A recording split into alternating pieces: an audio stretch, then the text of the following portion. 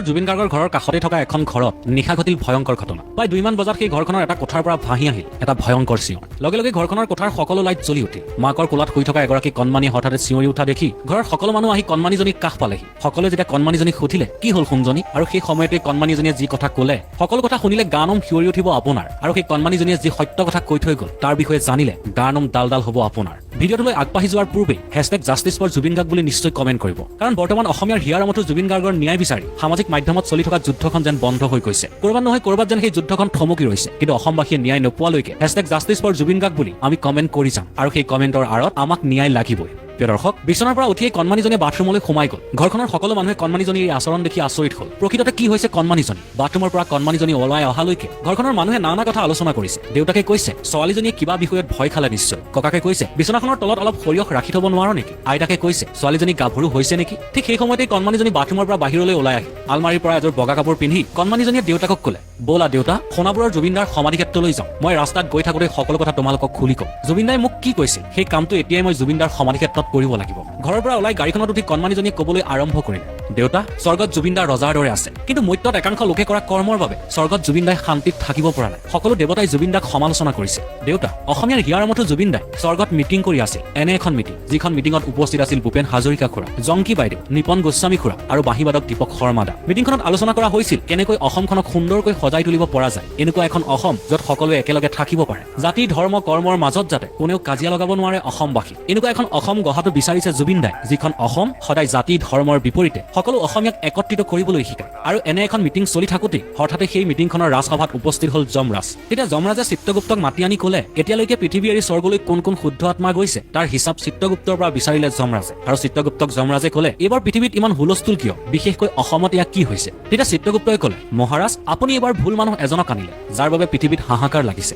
যমৰাজ, কোন সেইজন চিত্ৰগুপ্ত? তেতিয়া চিত্ৰগুপ্তই ক'লে, জুবিন গাৰ্গ নামৰ এটা শুদ্ধ আত্মাক আপুনি স্বৰ্গলৈ বিনা অনুমতি লৈ আহিলে, যাৰ বাবে অসমৰ 3 কোটি জনতাকে ধৰি দেশৰ বিভিন্ন প্ৰান্তত এতিয়াও জুবিন গাৰ্গৰ ন্যায় বিচাৰি হাহাকাৰ কৰি আছে। আৰু সকলোৰে মুখত এটাই কথা, এই মানুহজনে কাকো ঘেণ্টাও খাতি নকৰে। তেতিয়া যমৰাজাই ক'লে, কি কোৱা, জুবিন গাৰ্গৰ ইমান সাহস? মতাচোন জুবিন গাৰ্গক এবাৰ ময়ো চাব বিচাৰোঁ তেওঁ। তেতিয়া চিত্ৰগুপ্তই ক'লে, হ'ব মহাৰাজ, মই এতিয়াই জুবিন গাৰ্গক মাতি আনিছোঁ। সেই সময়ত জুবিন গাৰ্গ মিটিঙত ব্যস্ত আছিল। জুবিন গাৰ্গক মাতিবলৈ আহি চিত্ৰগুপ্তই সেই আলোচনাৰ মাজত উপস্থিত হ'ল। চিত্ৰগুপ্তই দেখিলে জুবিন গাৰ্গহঁতে সেই মিটিঙত বহু শুভ কথা আলোচনা কৰি আছে, আৰু জুবিন গাৰ্গহঁতে আলোচনা কৰা কথাসমূহ প্ৰতিজন অসমীয়াৰ হিয়াৰ আমঠুৰ অন্তৰ চুই যাব, আৰু সেই কথাসমূহে লাখ লাখ জনতাৰ উপকৃত কৰিব। সেই সময়ত জুবিন দাই কৈ আছিল, মোৰ মৃত্যুৰ পিছতহে অসমবাসীয়ে বুজি পালে অসমত বাস কৰা প্ৰতিজন অসমীয়া বুলি। তেনেতে চিত্ৰগুপ্তই মাত লগালে, ঐ জুবিন গাৰ্গ, তোমাক যমৰাজে মাতি পঠিয়াইছে। তেতিয়া জুবিন দাই ক'লে, যমৰাজাক ক'বা কিবা দৰকাৰ আছে যদি নিজেই আহিব, মই ঘেণ্টাও যমৰাজাৰ ওচৰলৈ যোৱাত নাই। আৰু ক'বা মোক লৈ আহি ডাঙৰ ভুল কৰিছে, মই এতিয়াও অসমৰ কথাই ভাবি আছো, কেনেকৈ অসমখনক পলিটিক্স বন্ধ কৰিব পাৰি, কেনেকৈ জাতি ধৰ্মৰ মাজত চলাই থকা পলিটিক্সক সোনকালে শেষ কৰিব পাৰি, সেই সকলো কথা মই এতিয়া ভাবি আছো স্বৰ্গতে, আৰু প্ৰয়োজন হ'লে মই স্বৰ্গৰ পৰাই সকলো কণ্ট্ৰল কৰিম। এই কথা শুনি ভূপেন হাজৰিকা খুৰা,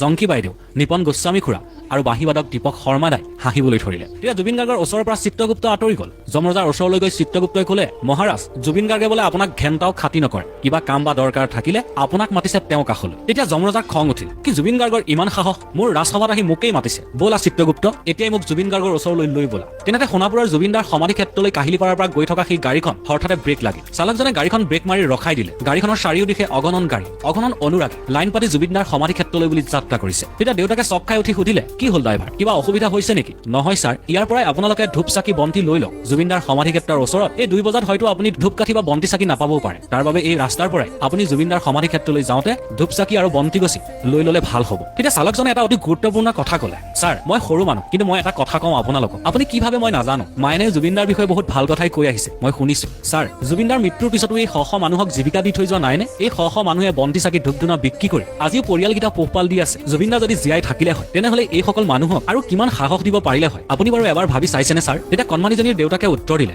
হয়, তুমি ঠিকেই কৈছা, আজি যদি এই শ শ মানুহে পৰিয়ালটো চলাব পাৰিছে এগছি বন্তি চাকি আৰু এগছি ধূপ ধূনা বিক্ৰী কৰি, ইয়াৰ বাবে কিন্তু জুবিন গাৰ্গৰ প্ৰশংসা সঁচাই গুৰুত্বপূৰ্ণ। তেতিয়া কণমানিজনীক মাতৃয়ে সুধিলে, তাৰপিছত কি দেখিছিলা তুমি মাইনা? তেতিয়া কণমানিজনীয়ে ক'লে, চিত্ৰগুপ্তই যমৰাজাক লৈ গ'ল জুবিনদাৰ ওচৰলৈ আৰু ক'লে, এয়াই জুবিন গাৰ্গ। তেতিয়া যমৰাজাই ক'লে, কি হ'ল জুবিন গাৰ্গ, তুমি বোলে কাকো খাতি নকৰা, আৰু তোমাৰ বাবে পৃথিৱীত ইমান হুলস্থুল কিয়? সকলোতে কেৱল #জাষ্টিছ ফৰ জুবিন গাৰ্গ, সকলোতে তোমাৰ নামেই গুঞ্জৰিত হৈ আছে, আৰু যেতিয়া এতিয়াই ক'ৰবাত মানুহ গোট খাইছে কেৱল মায়াবিনী গীতেই সকলোৱে গাবলৈ ধৰিছে ইয়াৰ আঁৰত কি থাকিব পাৰে জুবিন গাৰ্গ তেতিয়া জুবিন দাই দীপক দালৈ চাই ক'লে কৈ দিয়ক হে দীপক দা মই অহাৰ পিছত কি হৈ আছে পৃথিৱীত তেতিয়া দীপক দাই ক'লে মহাৰাজ আপুনি এইবাৰ ডাঙৰ ভুল কৰিলে এই শুদ্ধ জীৱটোক এতিয়াই আপুনি ইয়ালৈ আনিবলগীয়া দৰকাৰ নাছিল এতিয়াও পৃথিৱীত জুবিনৰে নাম জুবিনৰে গীত জুবিনৰে কথা জুবিনৰে ন্যায় দৰকাৰ নাছিল এতিয়াও পৃথিৱীত জুবিনৰে নাম জুবিনৰে গীত জুবিনৰে কথা জুবিনৰে ন্যায় জুবিনকে ভগৱান বুলি মানি লৈছে প্ৰতিজন অনুৰাগী আৰু বেলেগ ভগৱানক পূজা কৰা বন্ধ কৰি দিছে আনকি শ্মশানতো জুবিন গাৰ্গক পূজা কৰে আৰু এতিয়া যদি পৃথিৱীত আপোনাক কেনেবাকৈ পাই যায় কথা কিন্তু বেয়া কৰি দিব প্ৰতিজন অসমীয়াই তেতিয়া যমৰাজে ক'লে কি কোৱা কিয় ভয় খুৱাইছা দীপক যদি এয়াই হয় তেনেহ'লে জুবিন গাৰ্গৰ সমাধি ক্ষেত্ৰত এইসকল কোন মানুহ সেই সময়তে নিশা 2 বজাত কাহিলী পাৰাৰ পৰা জুবিনদাৰ সমাধি ক্ষেত্ৰলৈ বুলি ৰাওনা হোৱা গাড়ীখন জুবিনদাৰ সমাধি ক্ষেত্ৰত গৈ উপস্থিত হ'ল তেতিয়া গাড়ীখনৰ পৰা কণমানিজনীয়ে নামি সমাধিৰ ফালে খোজ তোলে এই দৃশ্য দেখি মাক দেউতাকল আচৰিত হ'ল ইয়াক কি হৈছে ইমান সৰু কণমানিজনীৰ মনত জুবিনদাৰ সমাধি ক্ষেত্ৰক লৈ ইমান মৰম কিয় ইমান শুদ্ধ পবিত্ৰ বগা কাপোৰ পিন্ধি জুবিনদাৰ সমাধি ক্ষেত্ৰলৈ 3 বজাত এই কণমানিজনী ৰাওনা হৈছে মাক দেউতাককে ধৰি সেই ঘৰখনৰ সকলো মানুহ সমাধিৰ ফালে আগবাঢ়িল এখোজ দুখোজকৈ আগবাঢ়ি গৈ থাকোতে কণমানিজনীৰ চকুৰ পৰা চকুলো বৈ আহিল তেওঁৰ সপোনত আহি জুবিনদাই কোৱা প্ৰতিটো কথাই মনত পৰিছে তেতিয়া সমাধি ক্ষেত্ৰত উপস্থিত হৈ বগা কাপোৰ পৰিধান কৰা কণমানিজনীয়ে কেইজনমান জুবিন অনুৰাগীৰ ফালে চাই ক'লে নমস্কাৰ দাদাসকল আপোনালোকে ইয়াত কেতিয়াও সুৰাপান নকৰিব সমাধি ক্ষেত্ৰৰ আন্ধাৰত বহি থকা 2-3জন যুৱকৰ ওচৰলৈ কণমানিজনীয়ে হাতজোৰ কৰি সেইসকল যুৱকৰ ওচৰলৈ আগবাঢ়ি গ'ল আৰু যুৱকসকলৰ ওচৰলৈ গৈ কণমানিজনীয়ে হাতজোৰ কৰি ক'বলৈ ধৰিলে আপোনালোকে ইয়াত সুৰাপান নকৰিব স্বৰ্গত জুবিন দাই অশান্তি পাইছে কাষতে বহি থকা কেইজনমানক ক'লে আপোনালোকে ইয়াত গোট খাই য'তে ত'তে থুক এটা নেপেলাব স্বৰ্গত জুবিন দাই অশান্তি পাইছে জুবিন ক্ষেত্ৰত বহি থকা কেইগৰাকীমান মহিলাৰ ফালে চাই ক'লে বাইদেউ আপোনালোকে ইয়াত জুবিন দাৰ নাম লৈ পলিটিক্স নকৰিব কোনো ৰাজনীতিৰ দলৰ নাম লৈ ইয়াত আপোনালোকে জয়ধ্বনি নিদিব সেয়া লাগিলে কংগ্ৰেছেই হওক সেয়া লাগিলে বিজেপিয়েই হওক সেয়া লাগিলে আন দলৰেই হওক আপুনি কোনো দলৰ নাম লৈ ইয়াত জয়ধ্বনি নিদিব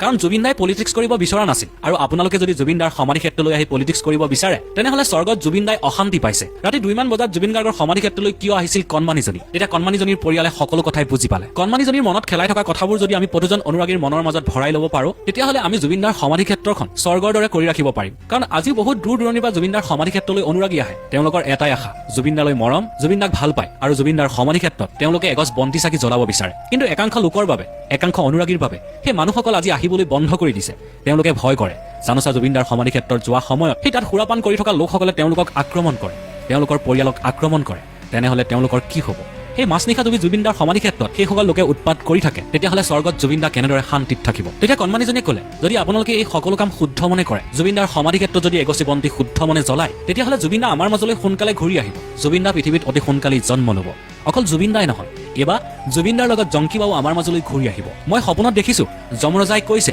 জুবিন দাক অতি সোনকালেই পৃথিৱীত মানুহ ৰূপত জন্ম দিব নহ'লে স্বৰ্গত চলি থকা পলিটিক্সো সোনকালেই বন্ধ কৰি দিব জুবিন গাৰ্গে ইয়াৰ ভয়তেই চিত্ৰগুপ্তক অতি সোনকালেই জুবিনদাৰ বাবে এটি পবিত্ৰ আত্মা প্ৰস্তুত কৰিবলৈ নিৰ্দেশ দিছে যাতে সেই পবিত্ৰ আত্মাই জুবিনদাৰ দৰে সকলো কাম কৰিব পাৰে জুবিনদাৰ দৰে দুখীয়াক সহায় কৰিব পাৰে জুবিনদাৰ দৰে মানুহক মৰম কৰিব পাৰে প্ৰিয় দৰ্শক এই কাহিনীটোৰ আঁৰত এটা কথাই লুকাই আছে